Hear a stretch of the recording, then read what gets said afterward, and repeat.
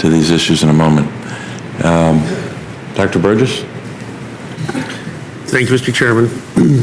Well, Dr. Hassett, an interesting proposition. Since you can't ask the question, Dr. Zandi, let me pose Dr. Hassett's question to you. If the best thing that could be done is a long-term fix for our problems, in other words, to get out of this cycle of recurring difficulties that we're in, would you agree with Dr. Hassett on that? Yeah, I think in a sense that I agree that we don't want to get into a cycle of dependency, that we need to phase out the temporary supports that we've been providing to the economy. And in fact, that's what we've been doing. If you go back to 2009, the federal fiscal policy was a source of major fiscal stimulus, adding 2.5 percentage points, by my calculation, 2.5 percentage points to GDP. By 2011, federal fiscal policy was neutral with respect to the economy. In this calendar year, 2012, it's going to subtract from growth 0.8%. So we've already gone from fiscal stimulus to fiscal drag.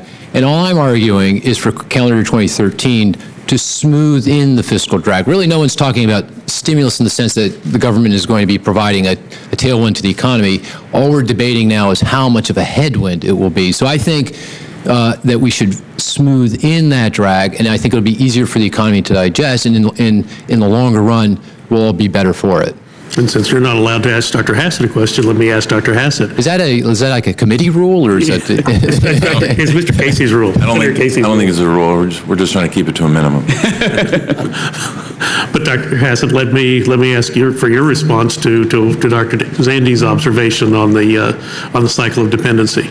I think that it's quite possible that that's where we are, and I think that. Can I just interject here? It feels that way to me, as a simple country doctor and a legislator. It seems like we're in this cycle of dependency, and we deal with the 2011 debt limit, and we dealt with the stimulus in 2009. It just seems like the same things with different labels keep coming up to us over and over and over again, and quite frankly, I'm having difficulty seeing the way out of this cycle, but I'd be interested in your observations. Thank you, Mr. Burgess. And in fact, the way I can think about this, I like to think about this, and I think at Moody's they've always been careful to put this complete perspective into their analysis that's even often been quite supportive of the stimulus, is that the way you can think about what happens if you're playing the Keynesian game is that you, say, decide to spend a lot this year or mail checks, helicopter checks to folks this year. That has some multiplier effect, so maybe if you spend 1%, you get 2% more GDP this year. But then when you take it away next year, then you're starting out with GDP growth of about 2% lower. The two effects are equal and opposite. You go up and then you go back down. The hope is that you abate a calamity by going up. That would be the Keynesian hope. But the problem is that the Keynesian policy, really, you have to look at all three acts, and the third act is when you pay for it. And so you go up, and then you go down. Those two effects are equal and opposite. And then there's a third phase where you pay for it, and that's a negative.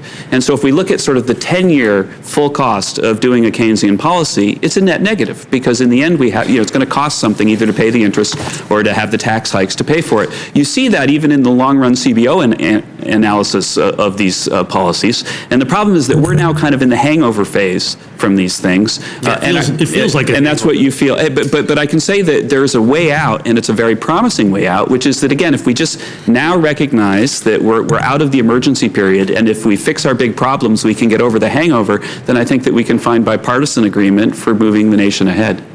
Let me just ask you on the issue of fiscal consolidations that you brought up, and the president's proposing the 47% spending cuts and 53% revenue increases. You argue for 85% spending cuts, 15% revenue, not all of it from taxes.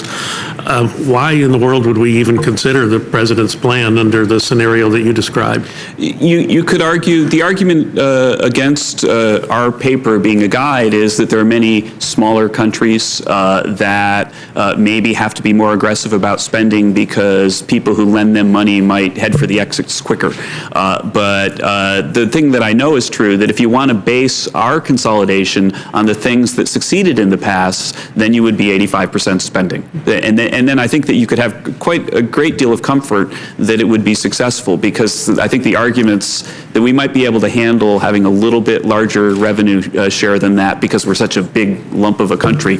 But if we copied the successful ones, then we should almost surely succeed. But if we err towards the half and half approach, and you could look in our paper when it came out almost 2 years ago now, we said in the paper ex ante that the UK consolidation was going to fail because it had too much revenue. And as we're seeing now that like all the millionaires headed for the exits and so on, it's exactly the kind of thing that'll happen here if we lean on taxes on the rich only. Thanks, Mr. Chairman. I'll yield back. Dr. Burgess, thank you. Representative Maloney. Thank you.